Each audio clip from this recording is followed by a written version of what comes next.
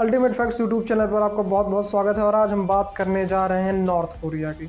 Kim Jong Un ने एक अधिकारी को मीटिंग में झपकी लेने की वजह से उसे तोप के सामने रखकर उड़वा दिया था। और ऐसा ही उसने अपने चाचा के साथ किया। जब उसे पता चला कि एक भाषण के दौरान उसके चाचा सो रहे थे, इस बात के पता चलने के बाद उसने अपने चाचा को 120 भूखे कुत्तों के बीच फेंकवा दिया था। हमारे देश की तरह यहाँ पर संडे को कोई छुट्टी नहीं होती। यहाँ के लोग हफ्ते के 7 दिन काम करते हैं। और हाँ, अगर आप नॉर्थ कोरिया जा रहे हैं तो अपने साथ फ़ोन या कैमरा नहीं ले जा सकते हैं। और आपको वहाँ हमेशा एक गाइड के साथ रहना होगा जो आपको वहाँ के नागरिकों से बातचीत नहीं करने देगा। यदि आपका जुर्म कोरिया में सिद्ध हो गया तो आपको ही नहीं, आपके साथ आपके 3 पीढ़ियों को यानी आपके बच्चों को और आपके माता पिता को भी उसकी सज़ा दी जाती है। और हमारे यहाँ जैसे टीवी में इतने सारे इंटरटेनमेंट न्यूज़ और सारे चैनल हैं, लेकिन नॉर्थ कोरिया में सिर्फ और सिर्फ 3 चैनल हैं, और वो भी उसमें वही दिखाया जाता है जो नॉर्थ कोरिया की गवर्नमेंट चाहती है। सबसे अजीब बात तो ये है कि यहाँ पर हर 5 साल में चुनाव होता है और उस चुनाव में सिर्फ एक ही उम्मीदवार होता है, यानी किम।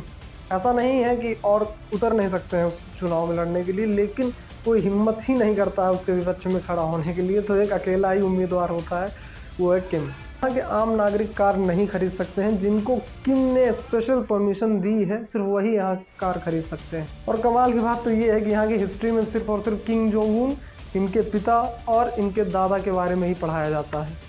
नॉर्थ कोरिया में अगर किसी को बाइबल पढ़ते हुए पाया गया तो बिना किसी कार्रवाई के उसको फांसी दे दी जाएगी। किसी बॉर्डर पर सबसे ज़्यादा सैनिक तैनात किए जाते हैं तो वो है नॉर्थ कोरिया और साउथ कोरिया का बॉर्डर, जिसमें नॉर्थ कोरिया में 1.2 मिलियन सैनिक और साउथ कोरिया की तरफ से 6,80,000 सैनिक और अमेरिका के 28,000 सैनिक हर समय तैनात रहते हैं।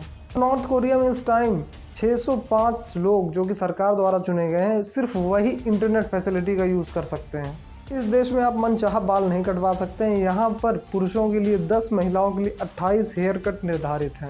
और अब बात करते हैं इस देश की अच्छाइयों के बारे में, तो सिर्फ एक ही अच्छाई मुझे इसमें दिखी, वो ये है कि यहाँ की गवर्नमेंट किसी भी तरीके का टैक्स नहीं लेती है, जो कि काफ़ी अजीब है क्योंकि दुनिया में लगभग सारे देश ही अपने टैक्स लेते हैं।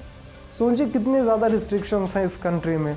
और यही कंट्री नहीं है, बहुत सारी कंट्रियाँ हैं, ईरान है, चाइना है, अफगानिस्तान है, जहाँ पे आपको राइट टू फ्रीडम का राइट नहीं है। अब सोचिए हमारे भारत देश में हम लोगों को कितनी ज़्यादा फ्रीडम है। इसलिए एक लाइक तो बनता है बॉस हमारे भारत देश के लिए। और अगर वीडियो अच्छी लगी तो उसको शेयर ज़रूर करिए और चैनल को सब्सक्राइब करना बिल्कुल भी ना भूलें।